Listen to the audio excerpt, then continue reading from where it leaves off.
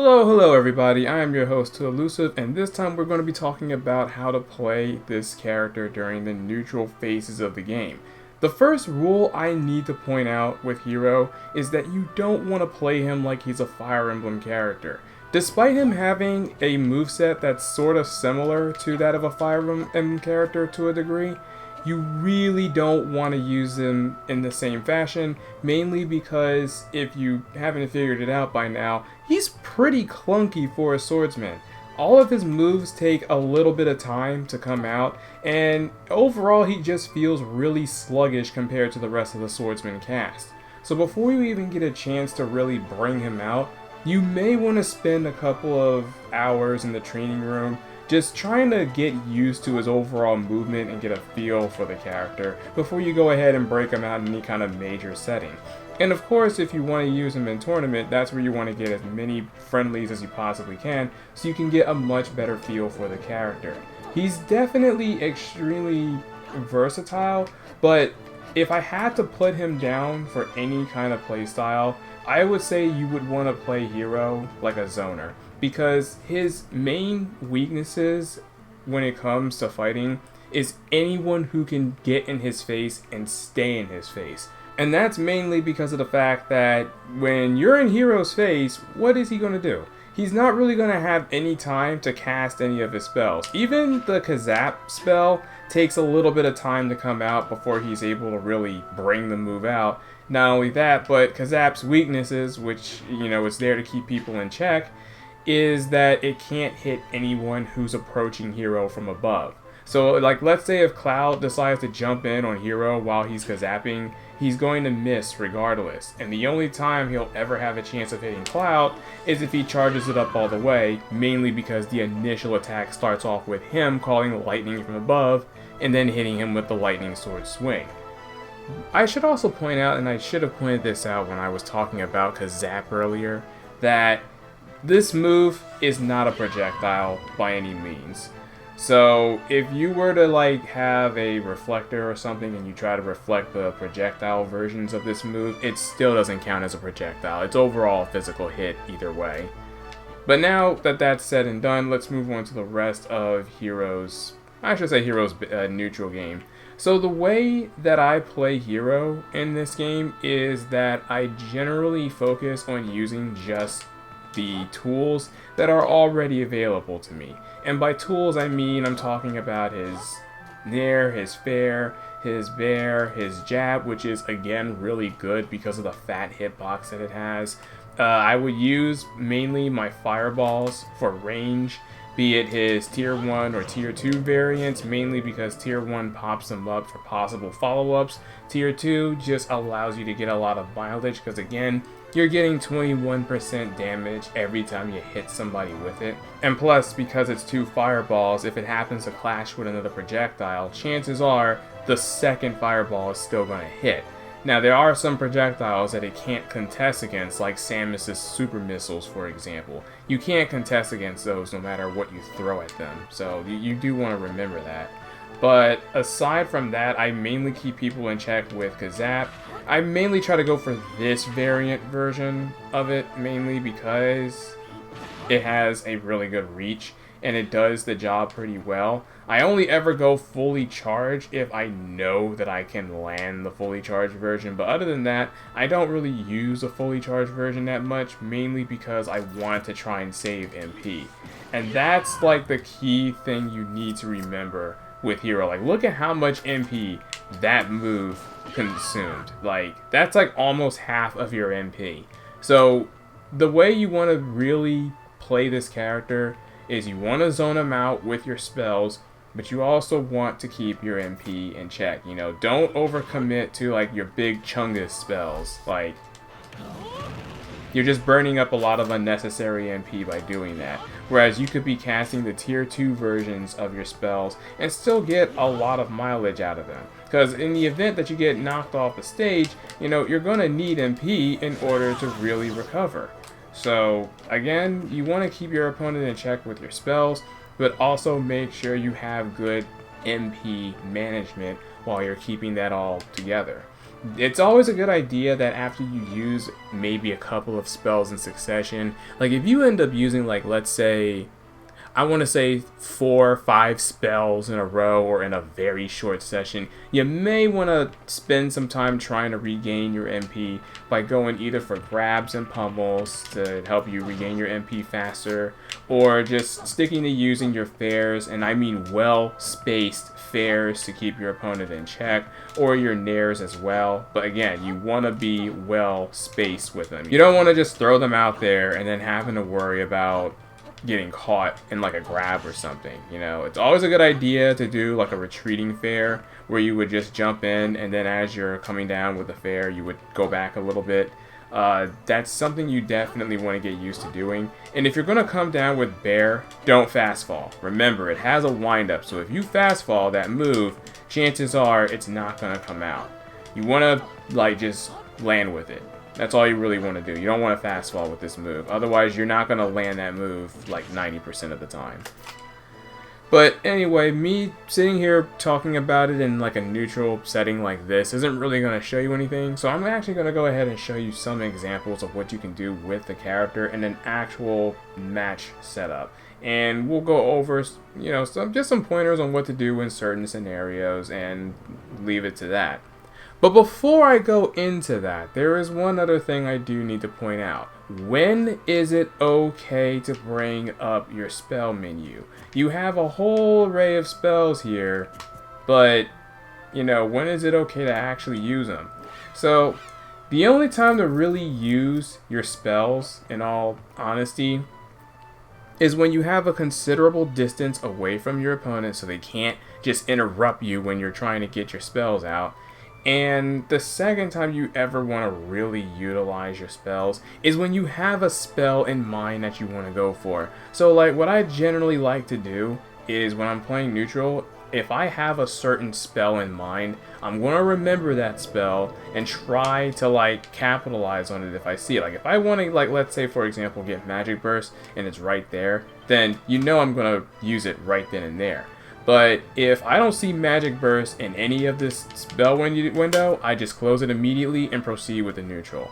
Like if I'm over here edgeguarding, I want Magic Burst. No Magic Burst, alright, I'm gonna back off, and then I'm gonna charge up my spell and do something else entirely.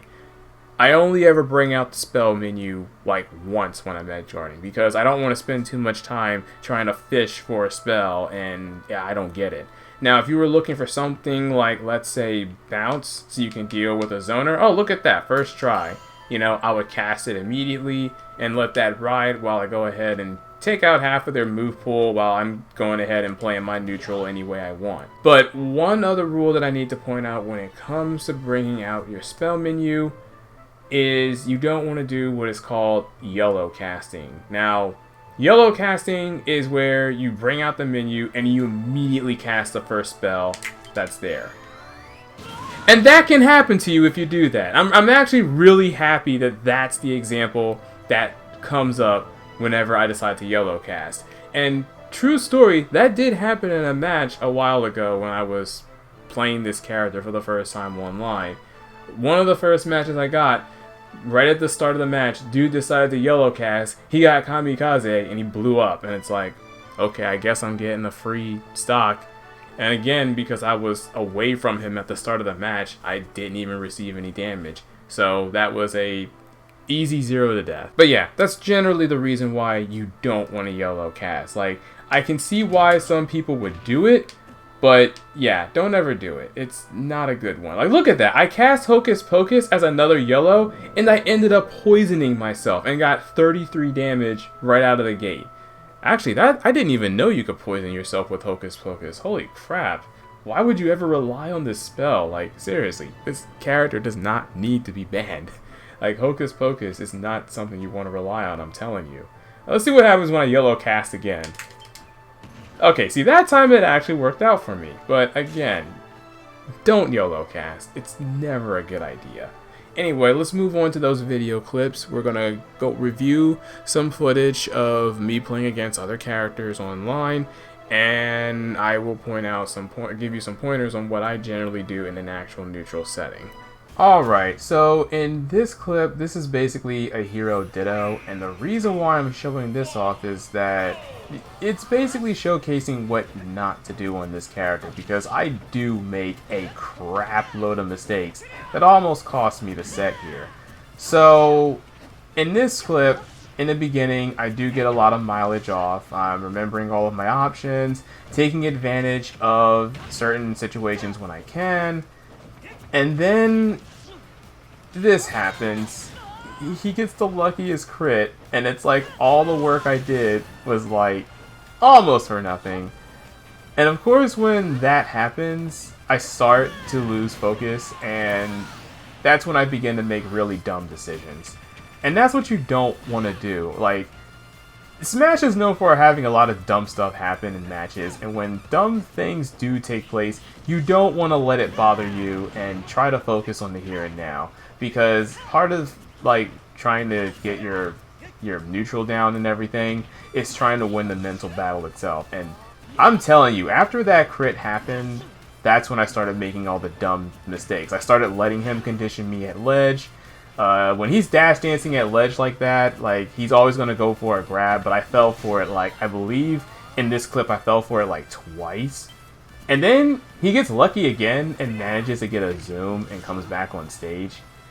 And he also got the sizzle that he was looking for and almost killed me there. Like, again, I'm making a lot of dumb mistakes. I'm letting him condition me.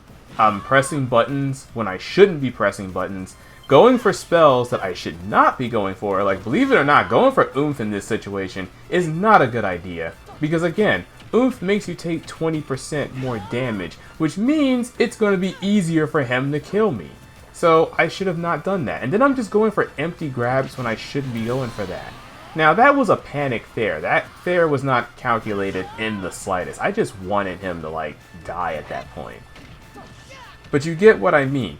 You don't want to start thinking that way, because that's when you're going to start losing your matches a lot sooner.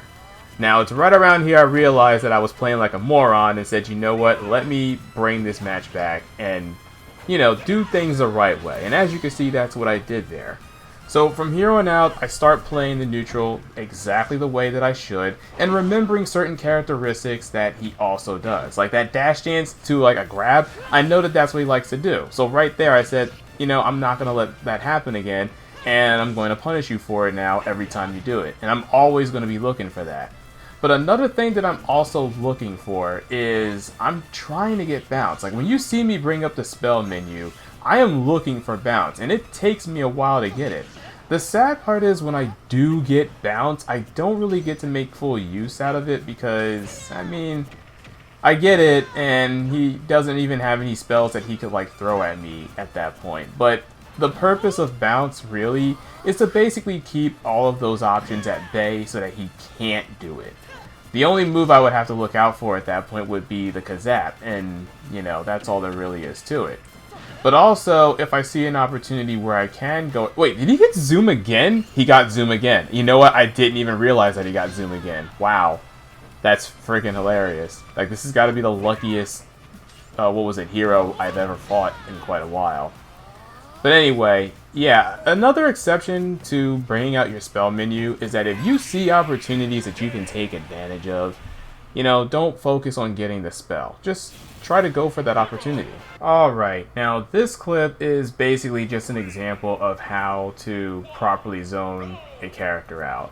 Against Falcon, it's basically the same, almost the same manner as Yoshi, essentially, except Falcon doesn't have as much button pressing privileges.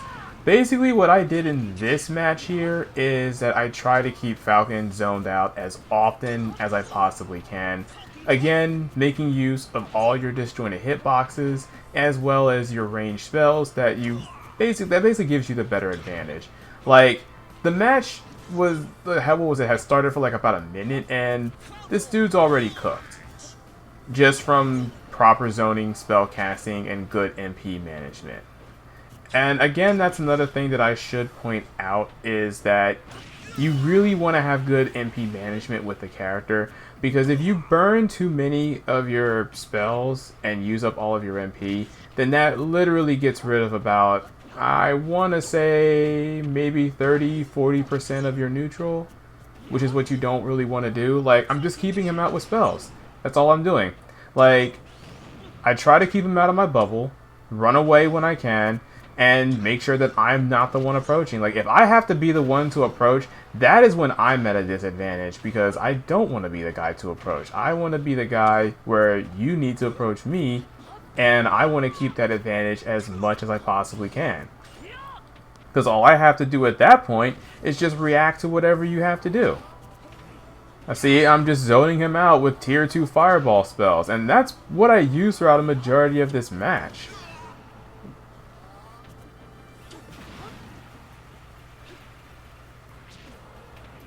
Now, I did have a spell in mind that I was going to hit him with, and the reason why I immediately put the spell window away is that when generally if I see that they jump on stage, I put the spell window away because all they're going to do is just jump on you and you can't do anything about it.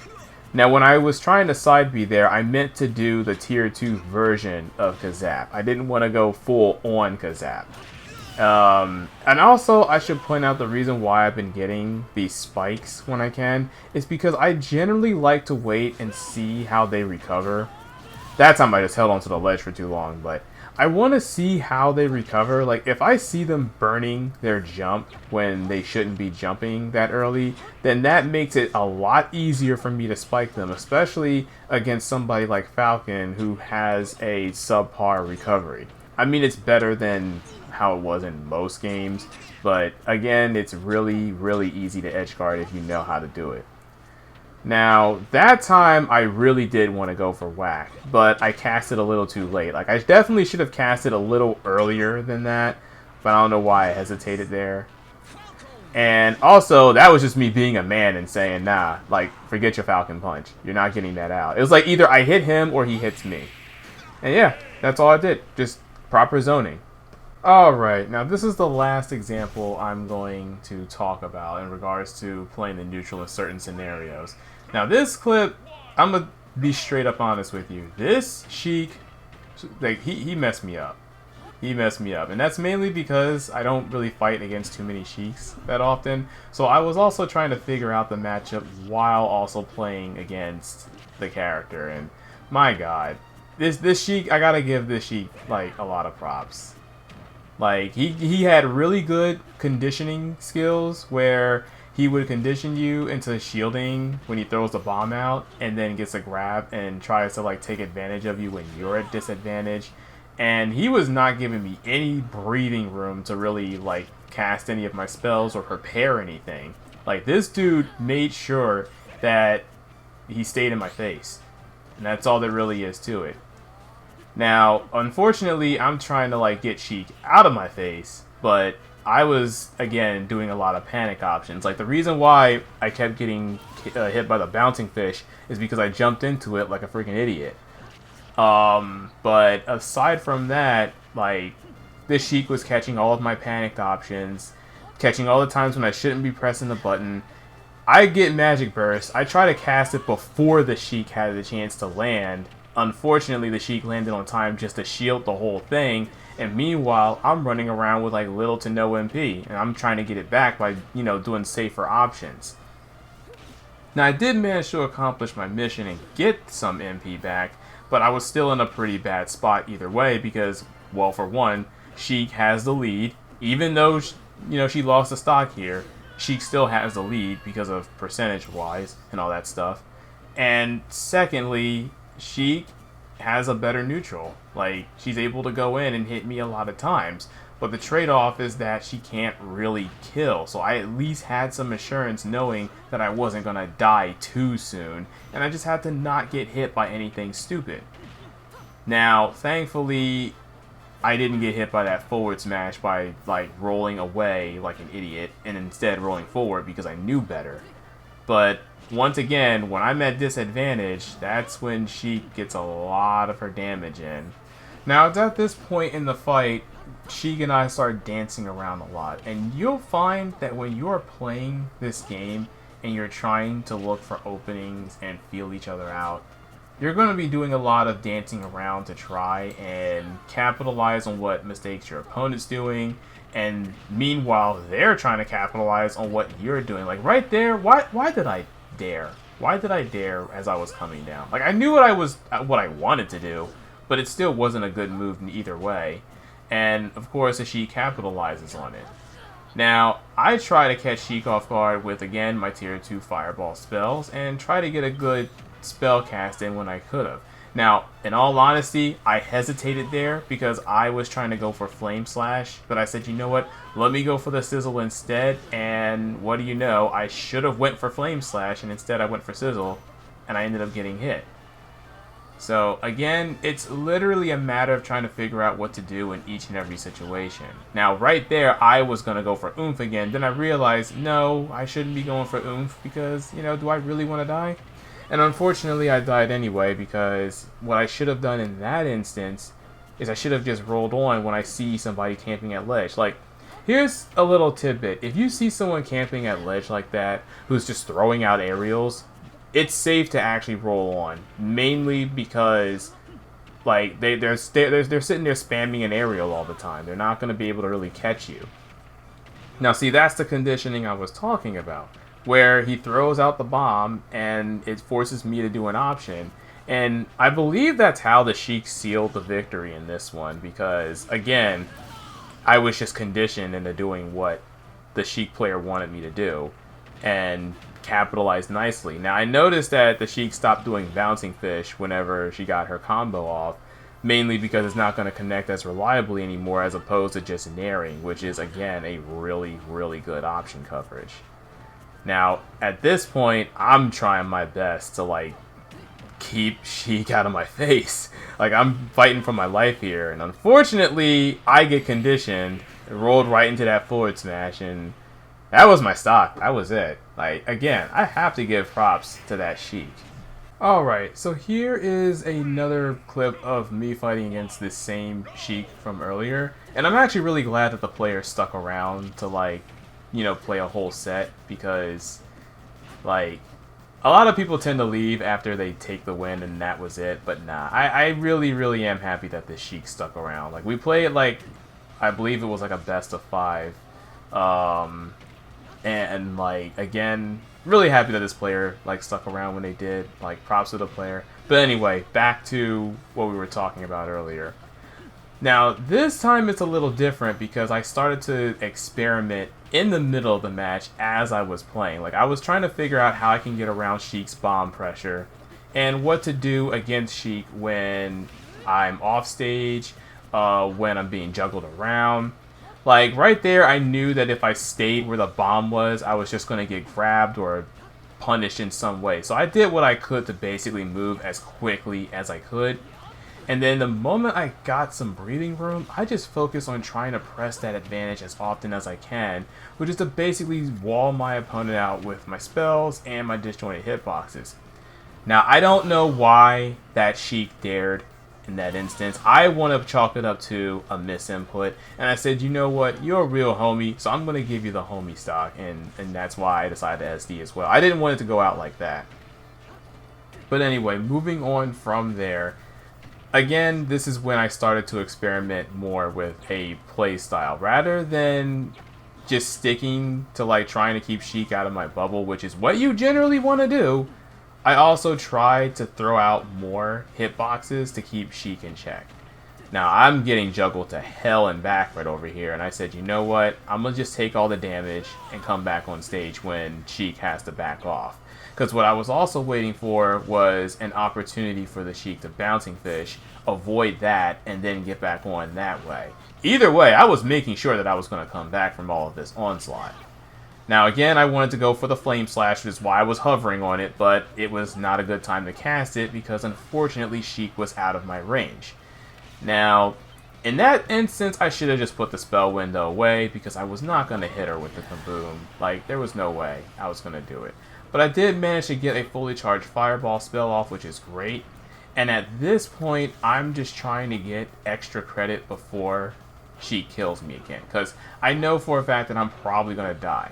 Either through a dumb mistake that I do, or getting conditioned like that again. And, oh my lord, I don't know how I dodged that nair. Maybe it was because I decided to back off a little bit, but and again, I lived again through that forward smash. Again, that was another instance where I should have died, but the game just said no. So again, at this point, trying to get as much extra credit, I get an oomph off, and like I said, I just want to be able to get more damage output in.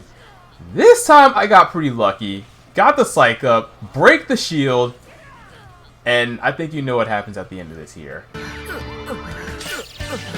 But anyway guys, that's all there really is to it when it comes to playing the hero. Again, to basically review what we've covered here, you want to get used to the hero's movement overall because he's a very clunky swordsman and he doesn't play like any other swordsman out there. So again, get used to the character's movement. Second, you want to experiment with his spells, get familiar with all of them, learn their names, and also when you're trying to bring up the spell menu, make sure you have a spell in mind that you want to use. Don't just throw out a spell and hope that it works, or the worst thing you can do is YOLO cast and end up with Hocus Pocus and, you know, end up poisoning yourself or putting yourself to sleep and all that good stuff. Or not even good stuff, bad stuff. Don't ever do it. Have a game plan when you bring up that menu, look for that spell. If you don't see it, just put it away, and know when to put that spell menu away as well. Finally, it all really comes down to just having proper zoning tools, because again, I feel like the character plays best if he's played as a zoner with a sword. Anyway, I really hope this guide helps you out, and it was really fun to also put this together. As always, I am Too Elusive, and play until your thumbs fall off. I'll see you guys later. Peace out, everyone.